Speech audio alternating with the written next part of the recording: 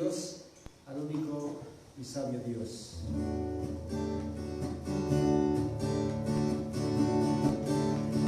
Me gustaría la dicha de vivir, hablando a todos de su amor.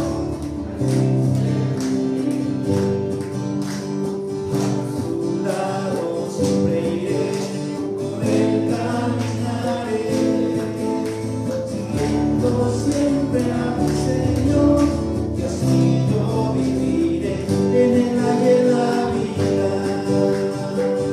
Y dame su perdón, dame tu corazón, que te dará alegría en el aire de la vida. Y dame su perdón, dame tu corazón, que te dará alegría. Me gustaría compartir la dicha de vivir, hablando a todos de su amor, y así ser feliz. A su lado siempre iré, con él caminaré, siguiendo siempre a mi Señor, y así yo viviré en el aire de la vida. Y dame su perdón, dame tu corazón, que te dará alegría en el aire de la vida. Y dame su perdón, dame tu corazón, que te dará alegría.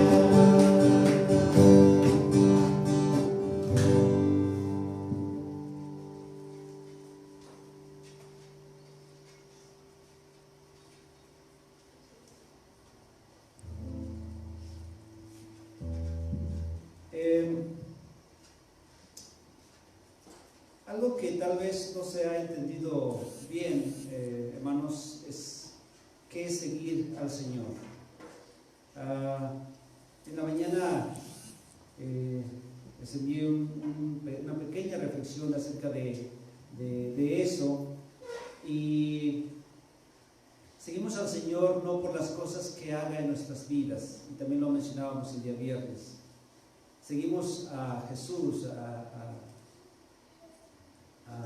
Cristo, a nuestro Señor, a nuestro Dios, pues precisamente porque Él es nuestro Señor. Él es nuestro Señor. A veces he escuchado que, principalmente de los jóvenes, hablaban de los jóvenes, escucho, es que ya le aceptó como su Salvador, y ya más adelante le va a aceptar como su Señor. No, no es así. Le aceptó al Señor como su Salvador, y no lo sigue a Él pero ya es salvo. Cuando uno lo acepta como su Salvador, también lo acepta como su Señor. Y si no lo acepta como su Señor, entonces no le ha aceptado en verdad. Hermanos, Jesús es nuestro Señor. Él es nuestro Señor, y un día toda rodilla se doblará delante de Él.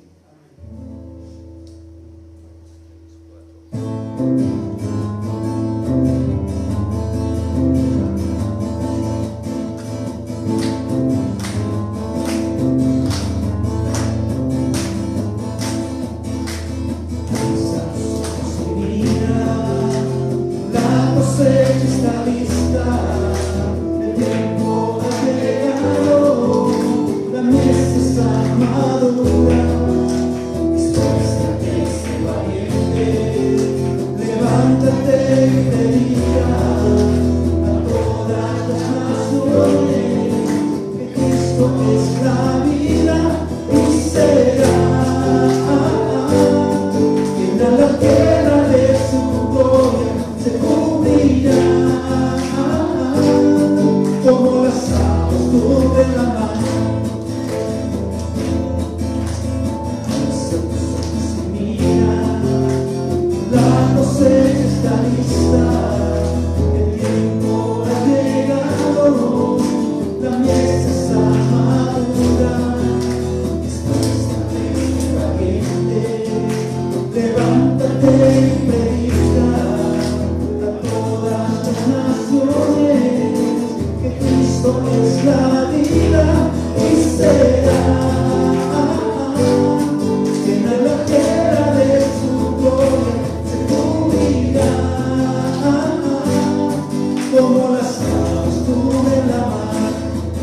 será, llena la tierra de su gloria, se cubrirá, como las aguas de la mar. No hay otro nombre dado a los hombres que Jesucristo es el Señor y será, llena la tierra de su gloria, cubrirá, como las aguas de la mar, y será, llena la tierra de su gloria, cubrirá, como las aguas de la mar, como las aguas de la mar, como las aguas de la mar.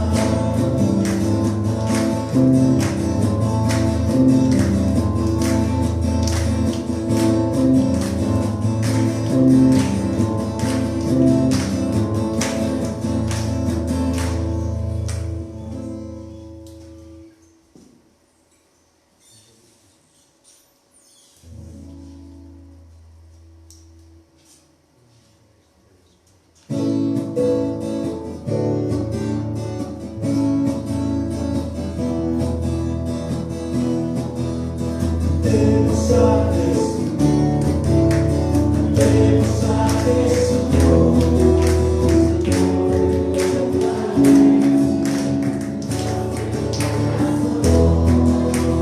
demos a Jesús, demos a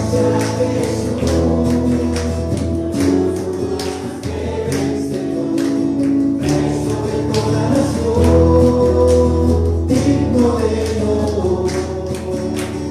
Digno de honor, Rey de mi corazón, Rey de mi corazón, digno de honor, digno de honor, Rey de mi corazón, Rey de mi corazón. Cantemos a Jesús, cantemos a Jesús.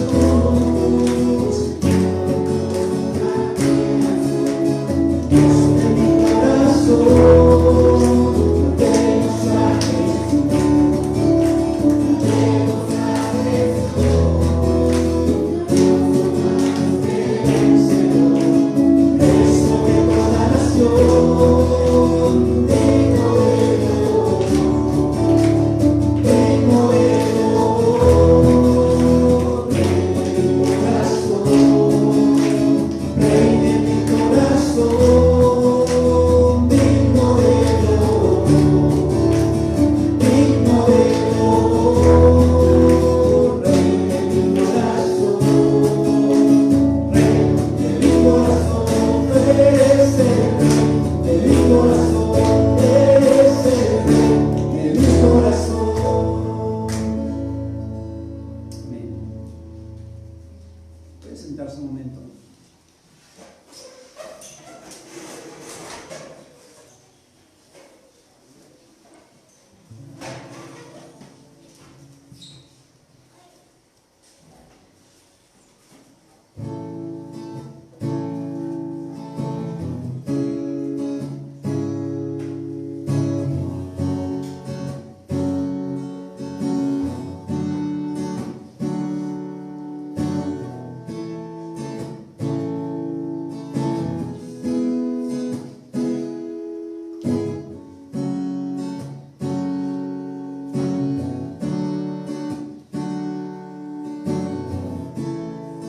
Un momento en tu presencia,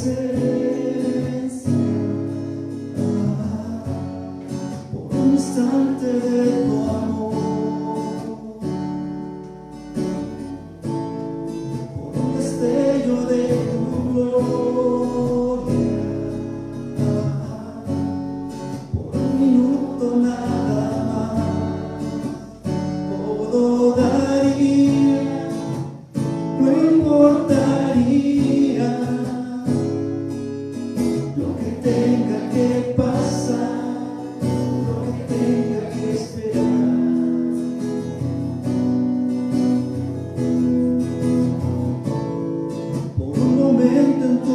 presencia, por un instante de tu amor, por un destello de tu gloria, por un minuto nada más, todo daría, no importaría lo que tenga que pasar, lo que tenga que esperar. Tengo hambre de ti, de tu presencia, de tu fragancia, de tu poder. Hambre que duele, que debilita, que desespera por ti. Tengo hambre de ti, de tu presencia, de tu fragancia, de tu poder. Hambre que duele, que debilita, que desespera por ti. Por un momento en tu presencia, por un instante de tu amor, por un destello de tu gloria, por un minuto nada más, todo daría, no importaría lo que tenga que pasar, lo que tenga que esperar. Tengo hambre de ti, de tu presencia, de tu fragancia, de tu poder.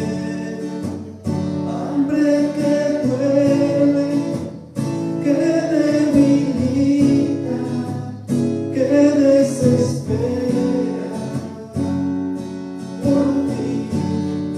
Tengo hambre de ti, de tu presencia, de tu fragancia, de tu poder. Hambre que duele, que debilita, que desespera por ti. Tengo hambre de ti, oh, hambre de ti, Señor Jesús. Tengo hambre de ti, oh, hambre de ti, Señor Jesús.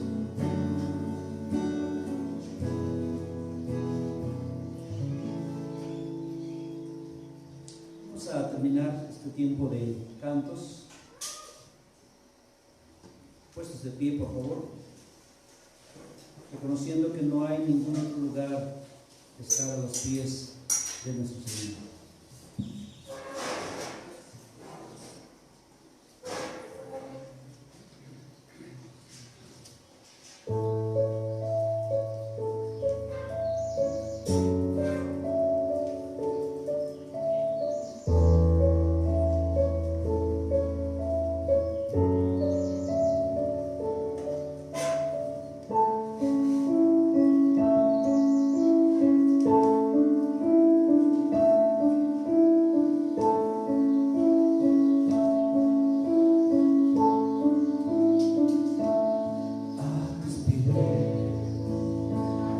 Mi corazón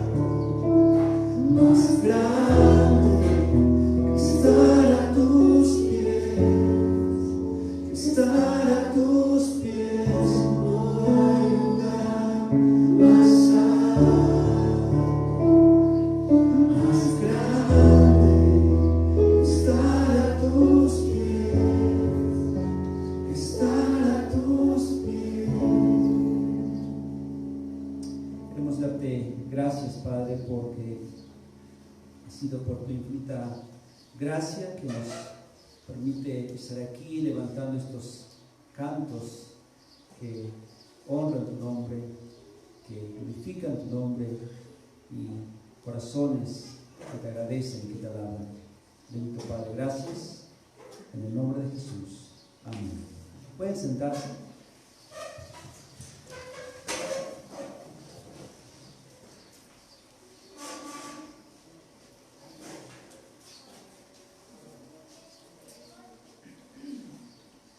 A nuestro hermano Jorge que trae la palabra.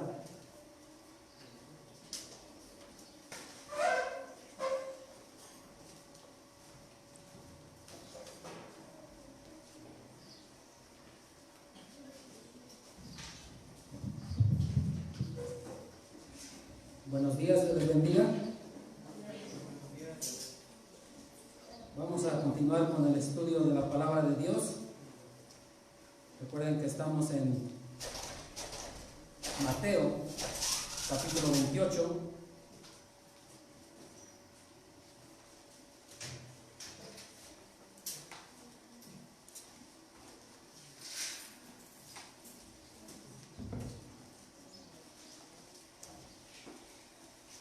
Y pues damos gracias a Dios que nos permite ya estar en este último capítulo del Evangelio de Mateo, que es el 28,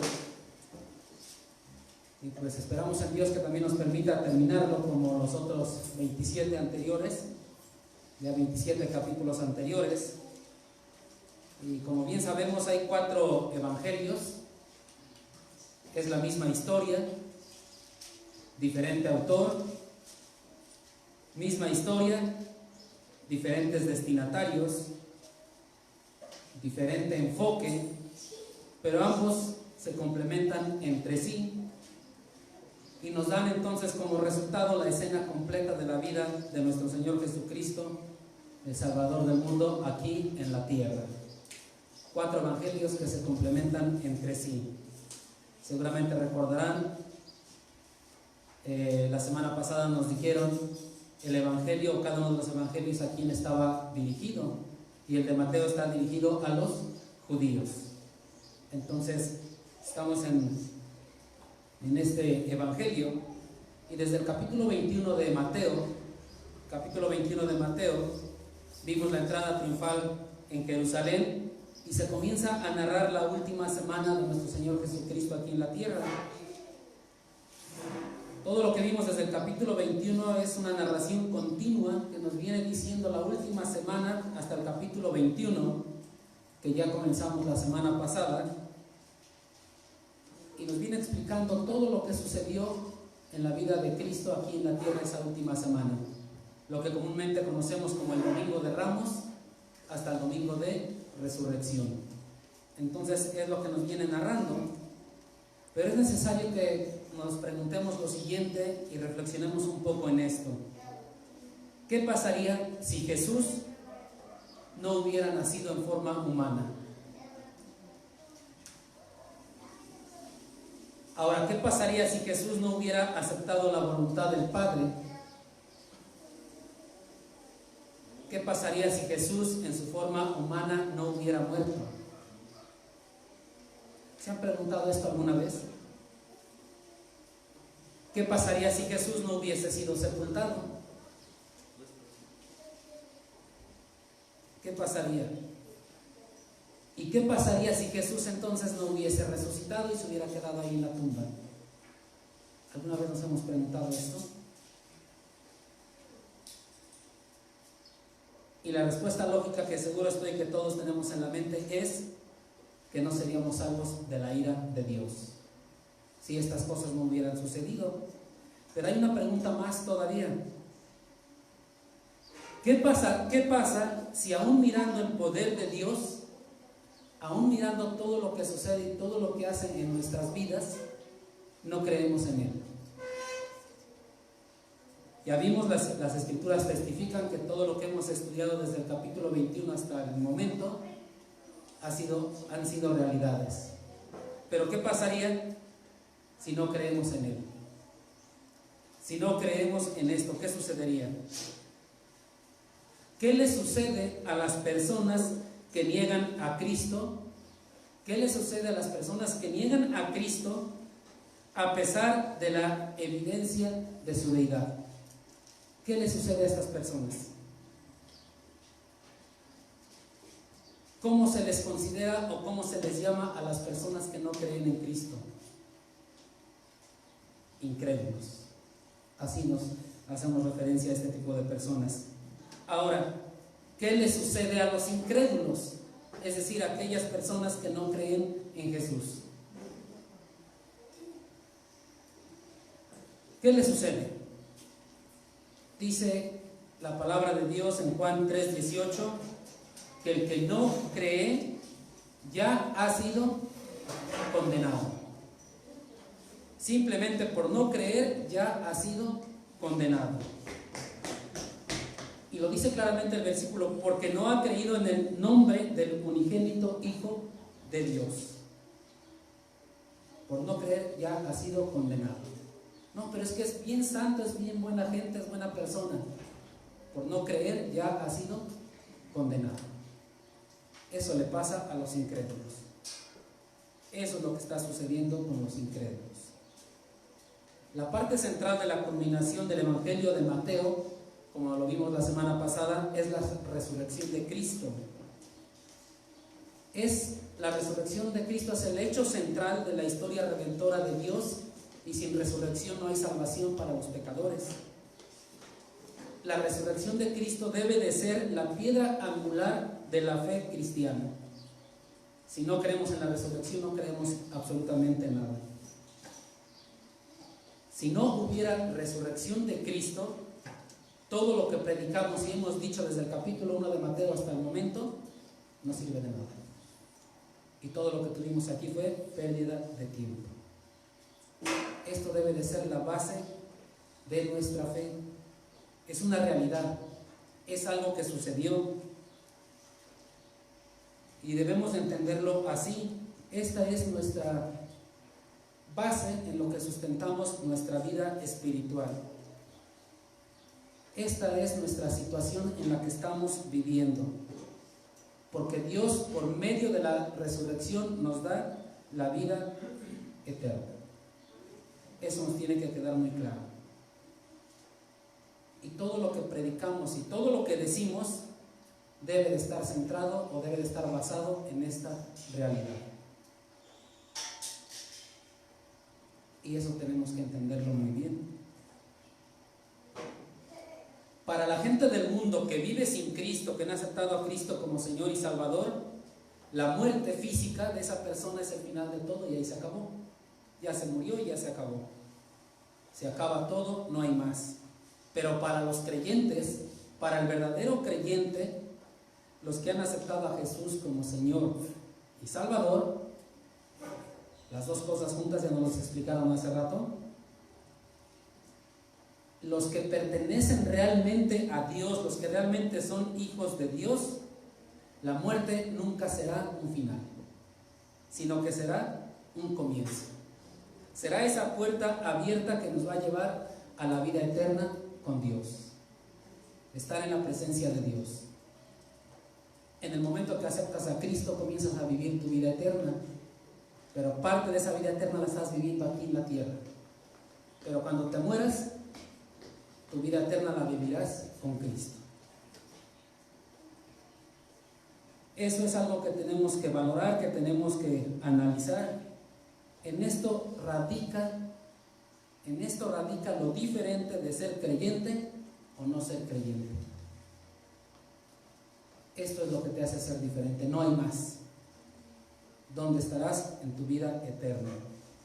Y es algo que está dentro de la voluntad de Dios, esa muerte física de cada una de las personas. Está en la voluntad de Dios. Y creo que cada uno de los creyentes deberíamos de anhelar esa muerte física. Incluso deberíamos orar al Padre porque nos dé ese tiempo y ese momento, porque queremos estar con el Señor. Pero ¿cuántos de nosotros nos da miedo la muerte? ¿Y cuántos de nosotros decimos, ¿y por qué me he de morir?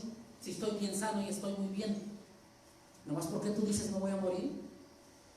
Cuando le compartes a alguien que está en el lecho de muerte, te dice, ¿y nomás porque tú dices me voy a morir? Es algo que debemos de anhelar como creyentes. Incluso debemos de orar a Dios para que haga su voluntad en cada uno de nosotros, porque anhelamos estar en la presencia del Señor. Todo lo que está aquí es vanidad de vanidades. Y es lo que debemos de buscar. Pero nos cuesta trabajo. Es difícil entenderlo y asimilarlo en nuestras propias vidas. Y como seguramente estaremos pensando, ¿y cómo le voy a pedir a Dios que me muera yo? ¿Por qué le voy a pedir que me muera yo? Hasta que entendemos que es la puerta, que es el comienzo de esa presencia con el Señor. Lamentablemente hay personas que no creen en esto, no creen en Cristo, la resurrección y todo lo que ya hemos estudiado, a pesar de tener la evidencia frente a ellos. Jesús le dijo a Pilato, estás parado frente a la verdad y así crees en la verdad. La verdad aquí está enfrente de ti. Hay quienes no creen en Cristo a pesar de ver su poder. Aún así no creen en Cristo. Hay quienes niegan la verdad de Cristo teniéndolo ahí enfrente de ellos. Estando frente a Cristo, aún así niegan a Cristo y no creen. Veamos Mateo capítulo 28, versículos del 11 al 15. Lo voy a leer y después le pido de favor a nuestro hermano Jorge Álvarez que haga una oración, por favor. Dice así, Mateo 28, del 11 al 15.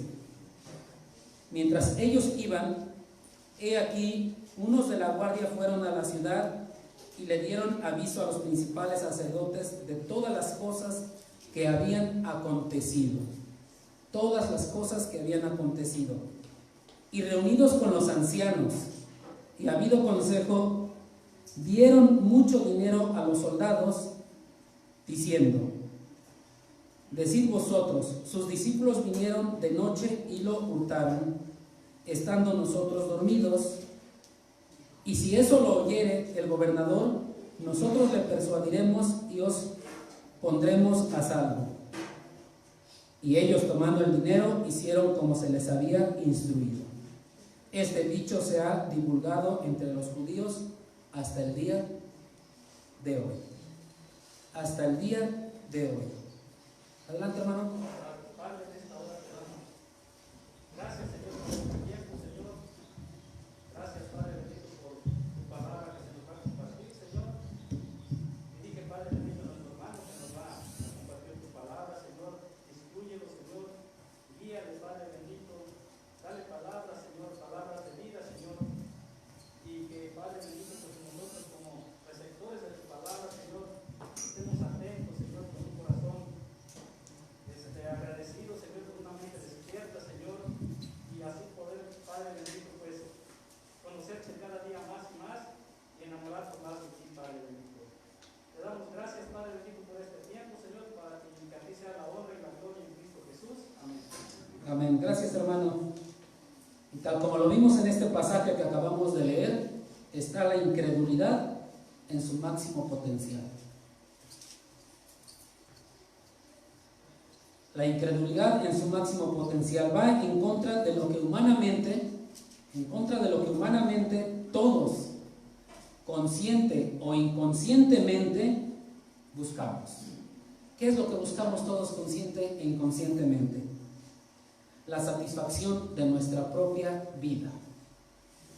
Es lo que siempre vamos a buscar. Vamos a buscar nuestra propia felicidad, comodidad, estabilidad. Y si se dan cuenta, siempre estamos persiguiendo eso. Pero no lo vamos a lograr mientras estemos en esta tierra, a pesar de que sea nuestra meta y lo estemos buscando. Y como no lo logramos, de inmediato comenzamos a pensar en la inmortalidad de nosotros, para ir hacia una vida que trascienda más allá de esto y podamos lograrlo. Es lo que nuestra mente viene de manera inconsciente. Y para lograr esto, que nuestra vida trascienda más allá de la muerte, para lograrlo, necesitamos de la resurrección. Eso es claro. La resurrección es la única esperanza que tenemos para obtener la vida eterna. Es lo que necesitamos. Y si Cristo no resucitó, entonces nadie resucita. Él es el primero, primicias de los que durmieron, dice la palabra de Dios.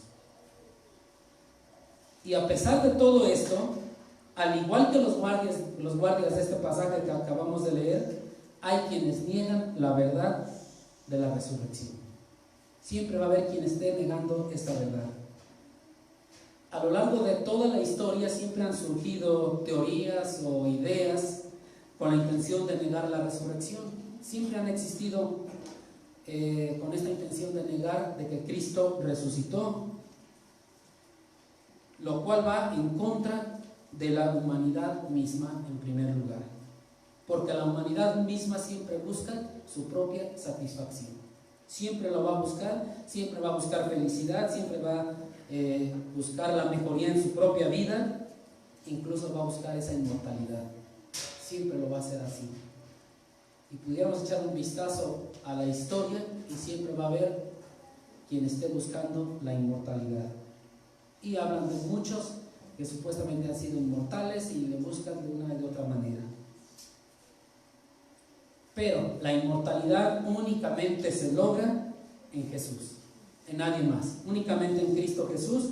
Y vamos a ver algunas de estas ideas o teorías que mucha gente ha hecho y ha dicho con la intención de negar la resurrección. Está la teoría del desmayo, que fue hasta el año de 1600, o sea, 1600 años después de que Cristo murió y resucitó. Dice que Cristo no murió. Esta teoría es una teoría, claro, no es una verdad. Que Él entró a un profundo estado de coma por el severo dolor y el trauma de la crucifixión. O sea, quedó en coma pero no murió. Creo que todos entendemos que es este estado de coma. Eso es lo que dice, pero que con el aroma estimulante de estas especies de la sepultura que lo prepararon el cuerpo, etc., dicen que revivió de ese estado de coma, pero que no murió, y por lo tanto, si no murió, pues dicen no resucitó. Pero es una vil mentira. No es aceptable, ya que los mismos soldados romanos que estaban vigilando ahí la tumba, que estaban ahí en resguardo, vigilaban a Jesús desde la cruz. Recuerden que desde la cruz siempre lo estuvieron vigilando, y ellos fueron los primeros en reportar su muerte. Por eso ya no quebraron sus pies, sus huesos, porque el quebrarle los huesos era para asegurar la muerte, pero ya estaba muerto y dijeron, ya murió, no hay necesidad de quebrarle los huesos. De esta manera se cumplió una profecía. Entonces ellos mismos ya habían dicho murió, y hubo muchos más testigos. Seguramente recuerdan de José de Arimatea, Nicodemo, las mujeres que estuvieron ahí preparando el cuerpo del Señor. ¿Cuánto tiempo se tardaron? Si ahorita en la actualidad, ¿cuánto tiempo se tardan en preparar un cuerpo que ya falleció? Y eso que hay mucha tecnología y hay muchas cosas, ¿cuánto tiempo tardan? Ahora imagínense en aquel tiempo cuánto tardaban en preparar un cuerpo, los vendajes y todo lo que le pusieron. Mínimo 1 hora. Y si Cristo estaba ahí medio vivo, como dicen, pues algo hubiera notado, ¿no? Pero no fue así. Estuvieron estimulando el cuerpo, lo estuvieron moviendo y totalmente muerto.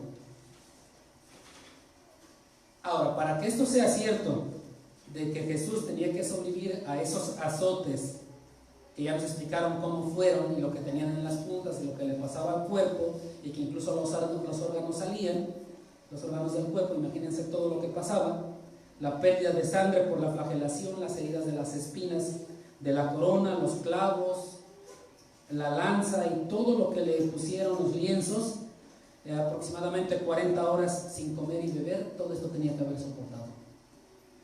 Sin comer, sin beber y con esos dolores, humanamente creo que sería difícil soportarlo. Entonces murió. Y esa teoría del desmayo es una mentira que inventaron únicamente para contradecir la resurrección. Estaba totalmente débil para soportar todo esto, entonces era muy difícil. Y además se confirma porque por 40 días después de la resurrección estuvo apareciéndose en diferentes lugares, estuvo comiendo, estuvo haciendo muchas cosas. Entonces es una teoría, no puede ser aceptada porque está muy difícil. Creo que cualquier persona con una visión clara, sin que sea creyente, lo entendería muy bien, que no soportaría esto. Lo entendería muy bien sin ser creyente. Hay otra que dicen, o que se titula la teoría de la no sepultura. Dicen que Jesús nunca fue puesto en la tumba y por lo tanto no estaba o no habría estado en ella el domingo por la mañana de la resurrección, porque no estuvo en la tumba. Según esta teoría, el cuerpo fue lanzado a una fosa común que había para criminales en aquel entonces, a donde echaban a todos los criminales, y ahí estuvo. Si es así, la pregunta es, ¿por qué sellaron la tumba con una piedra? Y todavía pusieron una guardia a que cuidaran la tumba. No había necesidad, estaba en la fosa, ¿no? Otra mentira. Otros dicen que hubo una gran alucinación, que todos los que afirmaron haber visto a Jesús resucitado simplemente experimentaron una alucinación y nada más. Pero los evangelios, los 4 evangelios dejan en claro que la mayoría de los seguidores de Jesús, incluyendo más a los apóstoles, no creían en la resurrección. Incluso Tomás, el incrédulo, que dijo, hasta que meta mis manos ahí en los hoyos de los clavos, hasta que la meta ahí, creeré, ¿no? Entonces, ni ellos creyeron, ellos no creían en la resurrección ni antes ni después. Entonces, ¿cuál alucinación había? ¿Cuál sería si no creyeron? Además, por 1 Corintios capítulo 15 dice que se le apareció a más de 500 personas La pregunta es, ¿más de 500 personas podían alucinar exactamente de la misma forma? Es algo totalmente erróneo. Otra mentira contra la resurrección de Jesús. Otros hablan hasta de telepatía, que no hubo una resurrección física, sino que Dios envió mensajes telepáticos divinos a los cristianos que les hicieron creer que Jesús estaba vivo. Mensajes telepáticos. Entonces aquí el asunto es que esos mensajes creo que fueron muy lentos, porque Jesús no fue reconocido cuando se le apareció por primera vez. Si recuerdan, no fue reconocido cuando apareció por primera vez. Mateo no nos da mucho detalle de las apariciones, pero si vemos los otros evangelios encontramos los detalles de las apariciones y no fue reconocido por primera vez. Entonces creo que estos mensajes telepáticos tampoco funcionaron. Hay otra más, la teoría del espiritismo, y aquí sugiere que un poderoso espiritista, brujo como le quieran llamar, conjuró la imagen de Jesús por medio del poder oculto, y por lo tanto los seguidores se les hizo creer que vieron a Jesús. La pregunta es entonces, ¿cómo lo tomaron de los pies? ¿Cómo metieron una mano en el costado? ¿Y cómo comieron con él? Si era una simple imagen. Otra cuestión que contradice muy fácilmente esta situación de nuestro Señor Jesucristo, pero son mentiras. Otros dicen que hablan de una identidad equivocada. Es decir, alguien se hizo pasar por Jesús y pudo engañar a los más íntimos amigos de Jesús, que eran sus apóstoles, y que les hizo ver que Jesús había vuelto a vivir, que estaba otra vez ahí con ellos. Pero es algo totalmente increíble, ya que esta persona, el impostor que se quería hacer pasar por Jesús, tenía que haber sido flagelado. Ya nos explicaron cómo fueron las flagelaciones. Tenía que haber sido herido, igual que Jesús, tenía que haber soportado todo esto y seguramente hubiera muerto. ¿Cómo los iba a poder engañar? Tenía que imitar incluso la voz de Jesús, los gestos de Jesús, todos sus rasgos de Jesús para poder engañarlos. Otra mentira en contra de la resurrección de Jesús. Y todas estas teorías, su nombre lo dice, son solo teorías, mentiras. No se han podido demostrar y nunca se van a demostrar. Si la resurrección fue falsificada, como ellos dicen, de una u otra forma, se tendrían que dar cuenta, ¿no? El engaño se habría desenmascarado con gran facilidad y rapidez, haciendo aparecer el cadáver de Jesús. Y nada más. Asunto arreglado y solucionado. Pero nadie se atrevió a decir, aquí tengo el cadáver, aquí está. Entonces eran mentiras. No había ningún cadáver.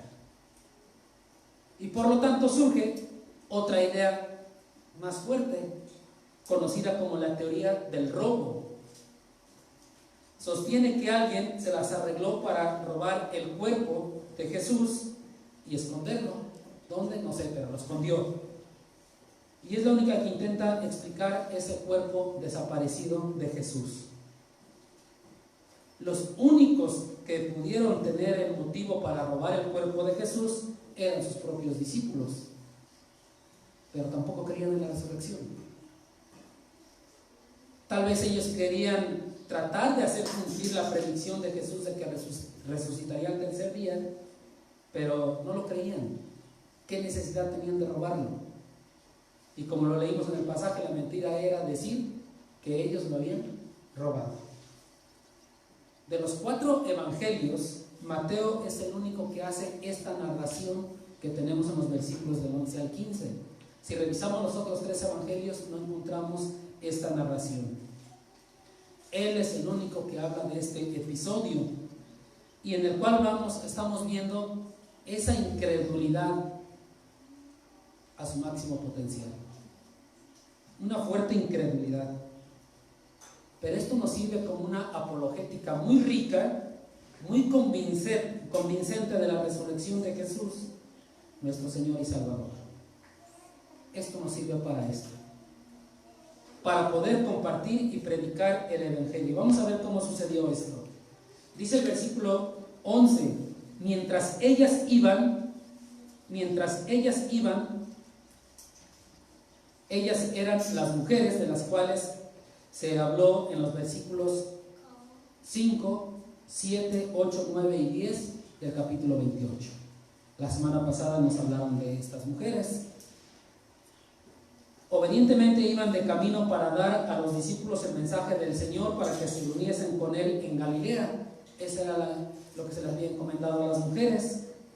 Pero simultáneamente, por eso dice, mientras ellas iban, unos de la guardia fueron a la ciudad y dieron aviso a los principales sacerdotes de todas las cosas que habían sucedido.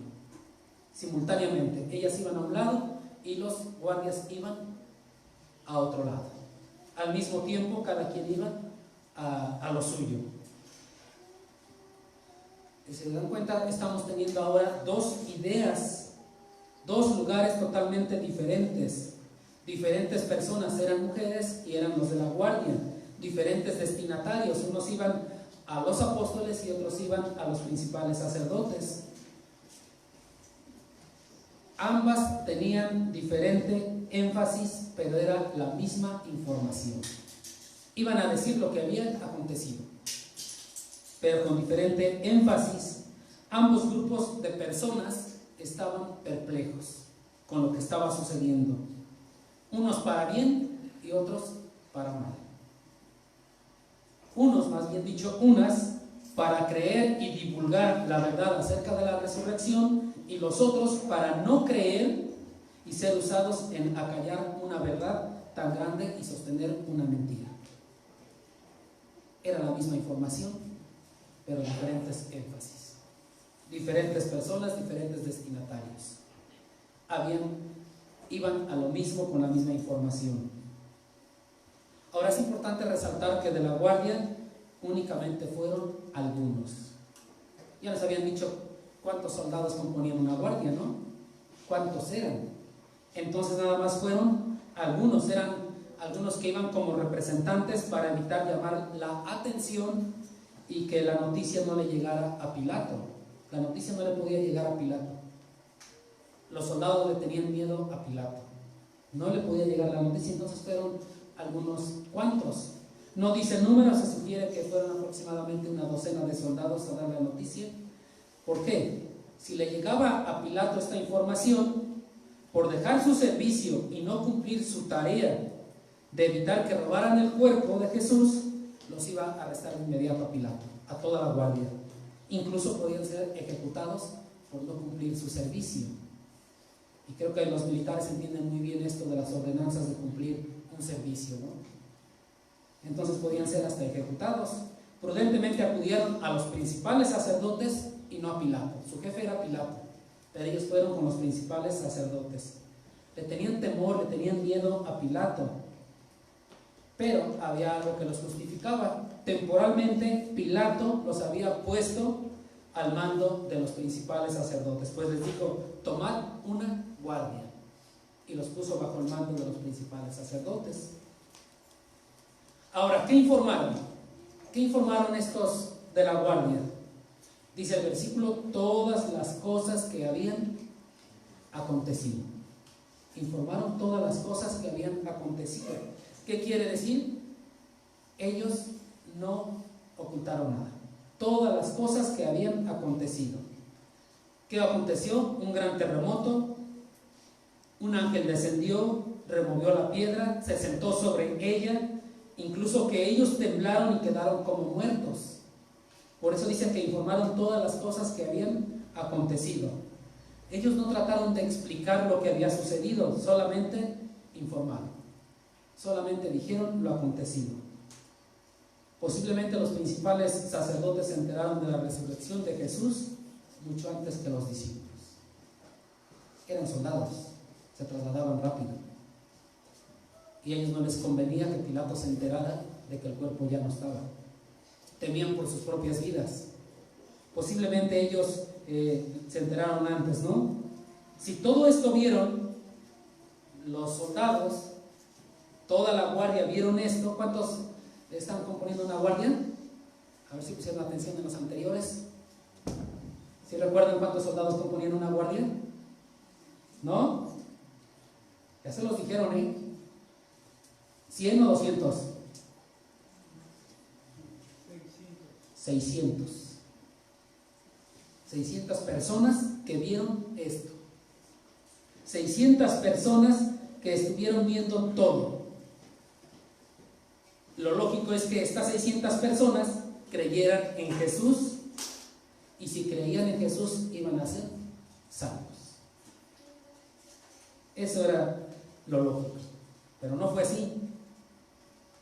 Algunos de los principales sacerdotes estuvieron cerca de la cruz, burlándose de Jesús, y le decían: descienda ahora de la cruz y creeremos en él. Y se estaban burlando de él, y lo cual no sucedió. Ahora estaban enterados de un milagro mucho más grande que bajarse de la cruz, porque ya lo habían matado y estaba muerto, y ya había resucitado, y tampoco creían en él. O sea que si se hubiera bajado de la cruz, tampoco iban a creer en él. Ahora resucitado, tampoco estaban creyendo. Por eso les digo, la incredulidad en su máximo potencial. Un corazón endurecido hacia Dios nunca se va a persuadir por ningún milagro, por muy grande que sea, por convincente que sea, tal como fue aquí, nunca se va a convencer, porque dice muy claro Lucas 16:31, si no oyen a Moisés y a los profetas, es decir, si no escuchan las escrituras, si no leen la palabra de Dios, tampoco se persuadirán, aunque algunos se levantaren de los muertos. Entonces, la palabra de Dios es viva y eficaz, y la verdad la tienen ahí ahorita en sus manos, en un libro que se llama Biblia. Si no creen a Moisés y a los profetas, no van a creer en nada. En ningún milagro ni nada va a hacer que crean en Jesús. Es algo difícil y complicado entender esto, que vieron y ni así creyeron. La noticia de los soldados produjo sobresalto, obviamente, temor, confusión en todos los dirigentes religiosos. Pero lo que no les produjo fue arrepentimiento. No les produjo fe, no les produjo nada de esto. Ellos no tenían excusa, estaban viendo y estaban palpando todo. Estaban informados en cuanto a la resurrección y no trataron de negarla. La única preocupación que tenían era ocultar esa noticia de sus compatriotas. Tenían que ocultar la noticia, que los judíos no se enteraran de esto. ¿Por qué? Porque ellos temían que muchos lo aceptaran como el Mesías. Entonces tenían que ocultar la verdad y que no se supiera. Eso tenían que hacer. Eso les preocupaba más, porque iban a perder su poder, iban a perder su riqueza y ya no iban a hacer nada ellos. Y entonces dice el versículo 12 y 13: y reunidos con los ancianos y habido consejo, dieron mucho dinero a los soldados, diciendo: decid vosotros, sus discípulos vinieron de noche y lo hurtaron, estando nosotros dormidos. Estando nosotros dormidos. Como podemos leer en estos dos versículos, el Sanedrín no rechazó el informe. No dijo: váyanse, no queremos este informe, retírense. No rechazó el informe para nada. No dijo nada en contra de esto. Ellos sabían que era una verdad lo que estaban diciendo. No podemos decir que hubo una completa incredulidad en los dirigentes judíos, pero tampoco es correcto decir que lo hayan creído. Entonces ahí está la duda, ¿no? Pero lo seguro es que querían evitar que el pueblo creyera de lo que estaba sucediendo. Querían evitar que el pueblo creyera lo que estaban informando ahorita ya los soldados. Si el pueblo se enteraba de esta situación, ellos como dirigentes judíos iban a perder toda la confianza del pueblo. ¿Quién iba a creer en ellos?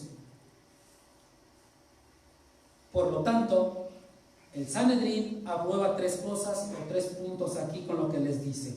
¿Qué hizo primero? Sobornar a los soldados. No se dice la cantidad exacta, pero dice que fue mucho dinero. Fue mucho dinero que les dio. No sé si les dio nada más para esas 12 o 10 personas que fueron o para los 600.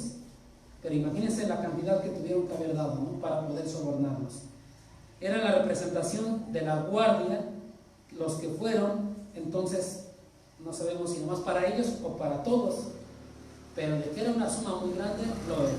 Era una gran cantidad de dinero. ¿Por qué tenía que ser una gran suma? Ya que admitir que al estar en la guardia se durmieron,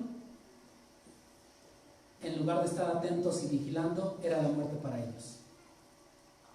No les traía ningún honor. Ahora, si eran 600, normalmente lo que hacían era dividir en vigilias la noche, unos primero, después otros, y los otros dormían, ¿no? Entonces no podían decir que se quedaron dormidos. Tenía que ser una buena cantidad de dinero para que ellos aceptaran decir esta mentira.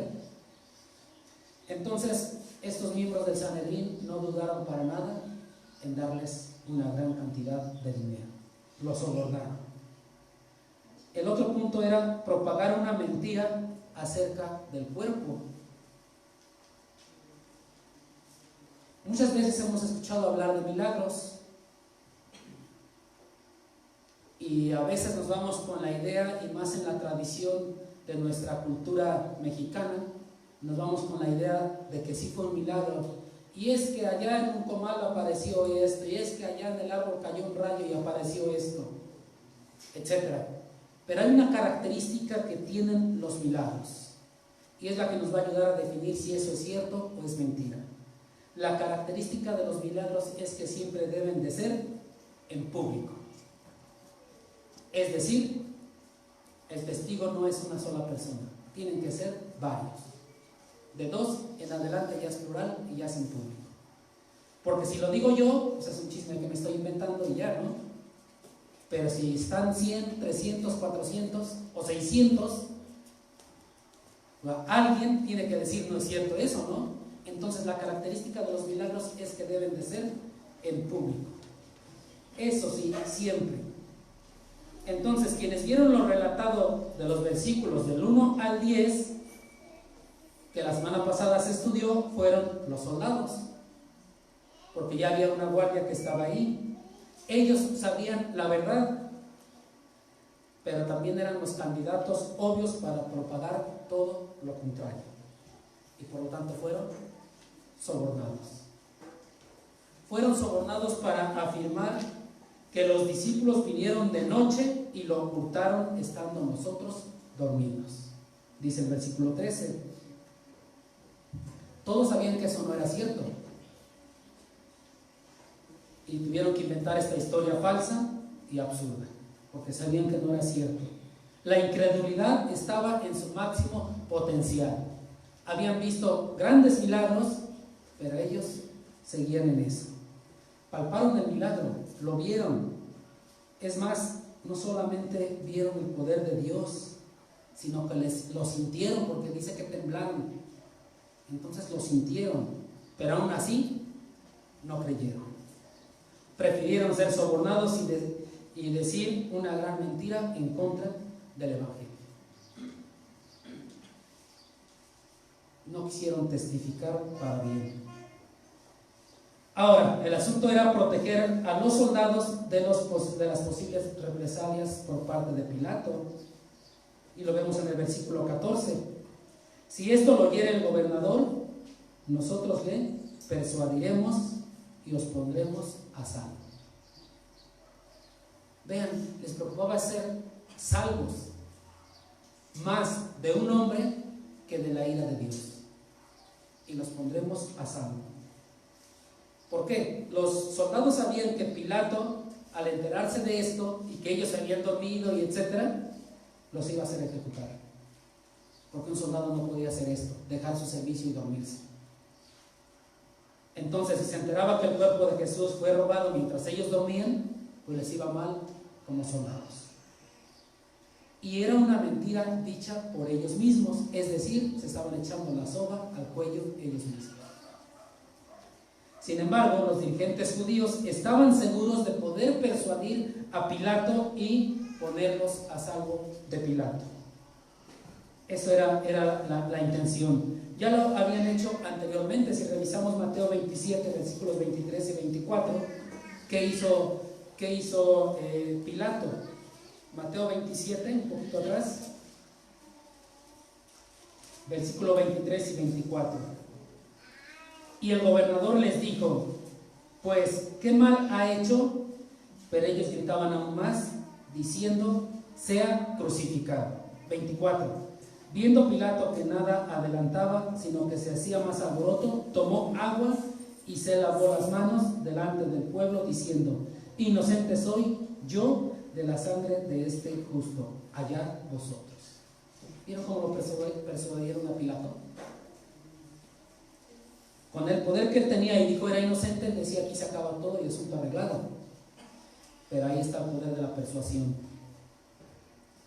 Y entonces ellos estaban seguros que iban a poder persuadir otra vez a Pilato, y por eso les dijeron: los pondremos a salvo. ¿Por qué? Sabían muy bien que Pilato no se arriesgaría a tener problemas con el César por la disposición de un cadáver judío. Romanos y judíos no se querían. A los romanos, ¿qué les interesaba? Un cuerpo ya muerto de un judío. Entonces ellos tenían el poder ya para persuadir a Pilato. Es algo fuerte lo que estamos viendo, que estaban ellos palpando los milagros y no creyeron. Versículo 15. Y ellos, tomando el dinero, hicieron como se les había instruido. Es doloroso admitir que habían estado durmiendo en su puesto. Ellos no podían dormirse, pero prefirieron tranquilamente el dinero que aceptar lo sucedido y creer en el Salvador del mundo. Despreciaron su salvación por algo económico. Prefieren dinero. Fueron recompensados, no serían castigados, así que hicieron como se les había instruido: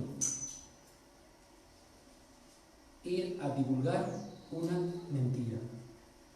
Y dice el mismo versículo: este dicho se ha divulgado entre los judíos hasta el día de hoy. Mateo escribió este evangelio que estamos leyendo ahorita aproximadamente 30 años después de lo sucedido, aproximadamente en el año 63, momento al que se está refiriendo el día de hoy. 30 años después aproximadamente. Los guardias de la tumba fueron los primeros en divulgar la mentira y comenzar a decir esa mentira, pero sin duda que también los miembros del Sanedrín comenzaron a difundirla entre ellos y a decirse entre ellos esta situación. Entonces la mentira se estaba divulgando en gran manera. Y ya saben que, como en la actualidad, igual que en aquellos tiempos, los chismes y las mentiras son para divulgarse. Y llegan más rápido que una verdad. Quién sabe por qué, pero los chismes y las mentiras se divulgan rápidamente. En aquel entonces también. Pero por la gracia soberana de Dios, este dicho se ha divulgado hasta el día de hoy, en la actualidad. Dios ha permitido que tengamos su palabra escrita y que lo podamos leer en este momento, y por eso el dicho se ha divulgado hasta el día de hoy, incluso en diferentes idiomas, porque ahora encontramos Biblias en cualquier idioma. Y si no, te metes ahí al internet y la encuentras en el idioma que quieras, ¿no? A tu gusto. De tal manera que este dicho y todo el evangelio y todo lo que tenemos escrito se sigue divulgando por todo el mundo hasta el día de hoy. Imaginemos cómo ya se había divulgado este dicho los años posteriores a la pasión, muerte y resurrección de Cristo. 2, 3 años después. Era la noticia del momento, ¿no? Era lo que se estaba corriendo, era lo que todos decían, era lo que todos mencionaban. Y como siempre ya saben, es que me dijo, pero me dijo que no te dijera. Pero no le vayas a decir. Y se va la cadenita. Y es que me dijo, pero te dijo que no le dijera. Y a esto le agregamos todavía que cada quien le va aumentando un poquito de lo suyo. Un poquito de lo suyo. Y que se durmieron, y que se quedaron, y que no es cierto, y que es una mentira. ¿Se imaginan todo el chisme que estaba corriendo en aquel entonces? Porque así es la situación. Entonces Mateo, quien escribió este evangelio dirigido a los judíos, no estaba escribiendo esto simplemente por contarnos una historia más acerca de la guardia o lo que estaba sucediendo con la guardia. Lo estaba haciendo con la única finalidad de buscar la conversión hacia Cristo de un círculo más amplio entre los judíos. Para este momento ya había creído en la resurrección Mateo. 30 años después él ya lo había palpado, ya lo había creído y por eso lo estaba escribiendo. Y no nada más Mateo, todos los apóstoles. Veamos las epístolas que escribieron después. Ellos ya lo habían creído, ya lo habían palpado, ya lo habían vivido, ya habían pasado ese tiempo de Pentecostés donde recibieron poder del Espíritu Santo. Es decir, ahora los discípulos ya estaban investidos de poder. Y por eso escribieron esto y por eso lo hablaban y lo decían. Ellos estaban totalmente dispuestos a todo por causa de Jesús. En un inicio le negaron, huyeron todos y lo dejaron, dice la palabra de Dios, pero ahora estaban dispuestos a todo. Y ya no lo tenían ahí presente. Vemos cómo el poder de Dios va transformando la vida de las personas. Aquellos que le negaron y que le tuvieron a él y huyeron, dice que todos huyeron y lo dejaron solo, ahora estaban dispuestos a todo por Jesús, pero ahora ya no le tenían físicamente hablando. Veamos cómo el Señor va trabajando en el corazón de las personas. En la actualidad físicamente no tenemos a Jesús aquí, físicamente hablando, pero ¿cuántos y cuántos estamos dispuestos a dar todo por Jesús? O tal vez hoy no voy porque está lloviznando y tengo frío, y mejor no doy nada por Jesús. Es algo complicado y difícil. Mateo está reafirmando aquí lo que describió en los versículos 62 y 66 del capítulo 27 y en los versículos 3 y 4 del capítulo 28. Lo único que está haciendo es reafirmar, con la intención de mostrar lo totalmente absurdo que es la negación de la resurrección de Cristo.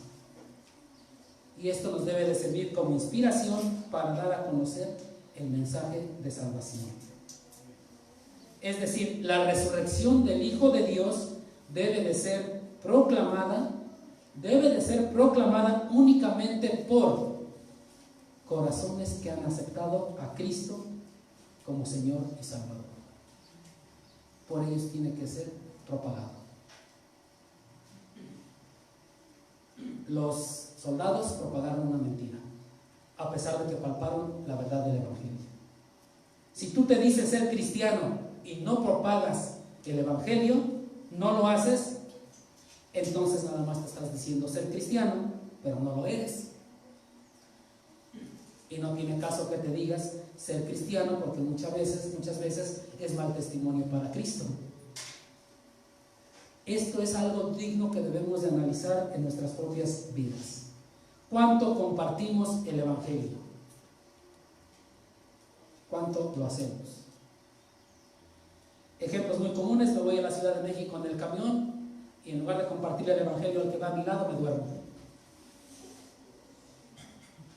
Entonces, ¿qué está pasando en nuestras vidas?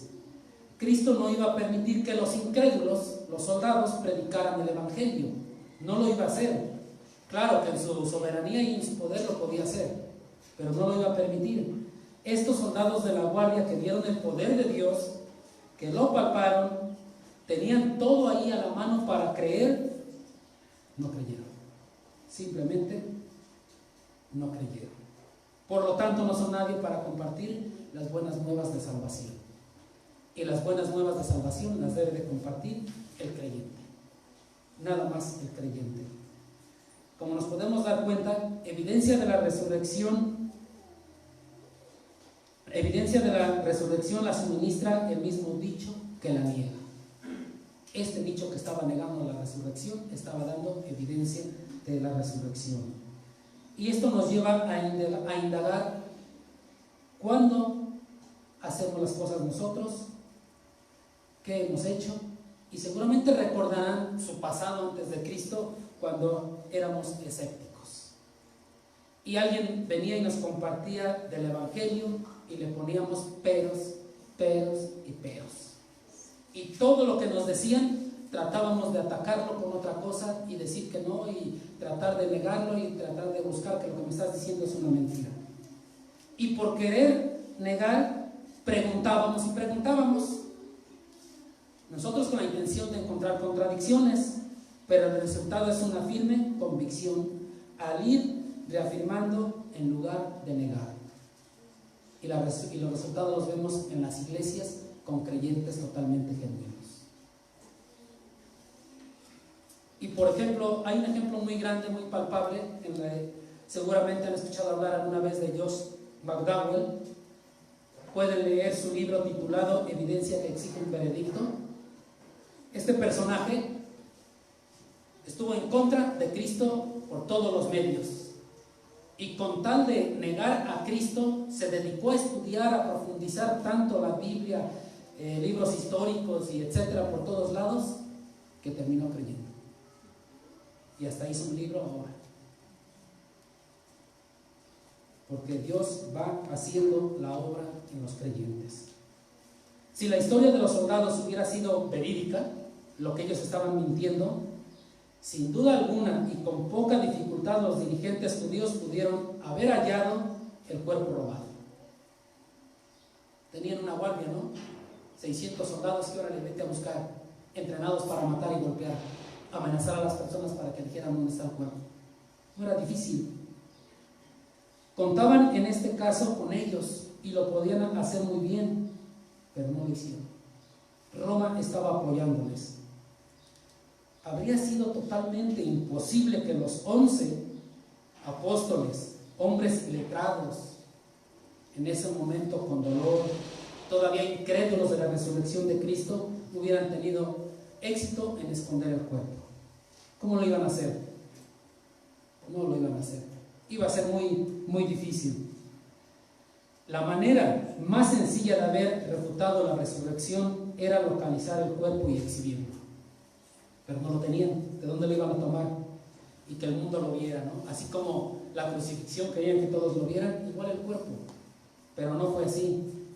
No hay evidencia de que el Sanedrín, los líderes religiosos, ni siquiera intentaran encontrar el cuerpo que afirmaban que se lo habían robado los discípulos. Ellos no intentaron eso, porque sabían que era una mentira. Al no hacer tal búsqueda, es una evidencia fuerte de que ellos mismos estaban completamente seguros de que Jesús había resucitado. Y es como vemos que una mentira puede testificar y ayudar para dar evidencia de la resurrección de Cristo. Todo lo que ustedes podemos buscar, hay muchas incongruencias. ¿Cómo se lo robaron? Gracias. ¿Cómo es que pudieron remover una piedra tan grande para poder sacar el cuerpo? Y que realmente los guardias no se dieron cuenta. No se dormían los guardias, siempre estaban atentos. El tiempo que se iban a tardar en remover una piedra, el ruido que tenían que hacer, yo creo que tenían que llevar herramientas para quitarla, ¿no? Entonces iba a ser muy difícil arriesgarse 11 hombres apóstoles contra 600, ¿no? Iba a ser muy difícil. Y nos podríamos preguntar, ¿por qué hizo Mateo en su evangelio una observación tan negativa sobre un suceso culminante en la obra de Cristo casi al final de su evangelio? ¿Por qué lo hizo?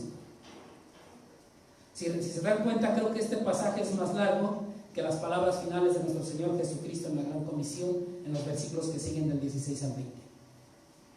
Tal parece que este pasaje es más largo que ese, que nos profundiza más todavía. ¿Por qué tanta importancia a una mentira? ¿Qué podemos rescatar de este pasaje? Lo que podemos rescatar es que la verdad de la resurrección de Cristo es tan absoluta que incluso una mentira contra ella ayuda a probarla. y la va a reforzar. Ya sea por amigos que dan buen testimonio de Jesús y que lo predican, o por enemigos que lo niegan y buscan la manera de esconder dicha verdad, la conclusión es la misma. La conclusión es inevitable. Cristo ha resucitado. Esa es la conclusión. Si eres creyente, usa todos los medios para predicar el Evangelio. Hazlo en todo tiempo, en todo momento. Hazlo con amor, hazlo con denuedo, con entrega, con firmeza. No tienes por qué titubear, con una convicción clara. Incluso usa las mentiras que te diga la gente para proclamar una verdad. Cada mentira contra Cristo va a tener una verdad, y eso nos queda claro. Hazlo para honrar y glorificar a aquel que te dio la vida eterna. Y si no lo haces, déjame decirte que entonces no eres creyente. Y eso lo sabes tú y Dios. Ahora, si no eres creyente, busca a Dios. Es importante aclarar que el hecho de que me esté reuniendo en una congregación cada 8 días no quiere decir que yo sea salvo. La salvación me la da mi relación con Cristo. Entonces busca a Dios, escucha el Evangelio, mírate en estos soldados. Ellos palparon todo el poder de Dios y no le creyeron. Prefirieron ser sobornados y mentir. No le creyeron. Miraron de cerca el poder de Dios. Digo, no lo miraron, creo que lo sintieron, porque dice que temblaron, les dio miedo y temblaron, que quedaron como muertos. Será algo fuerte lo que ellos palparon. Aún así, no le creyeron. La incredulidad en su máximo potencial. Tienen 2 destinos: la vida eterna o la muerte eterna. ¿De qué lado quieres estar? Tú tomas la decisión. La invitación es a que creas y aceptes a Cristo como tu Señor y como tu Salvador, para que no seas como estos soldados que seguramente están ahora en la condenación eterna, ahí en el lago de fuego, donde es el lloro y el crujir de dientes, la muerte eterna. Y regresamos otra vez a Juan 3:18. El que no cree ya ha sido condenado. El que no cree ya ha sido condenado. Simplemente por no creer, ellos ya fueron condenados y murieron en su condenación. Entonces, hermanos, amigos que nos escuchan, la verdad la hemos escuchado. Lo demás está en tus manos. El que tiene oídos para oír, que oiga. Nos ponemos de pie para orar.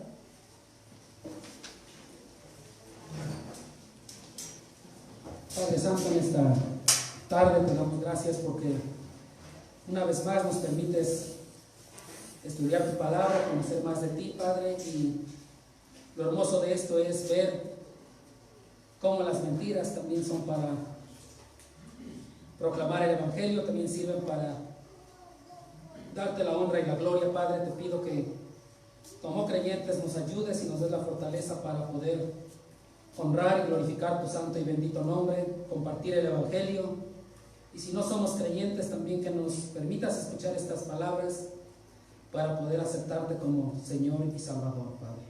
Te damos gracias en Cristo Jesús. Amén. Dios les bendiga.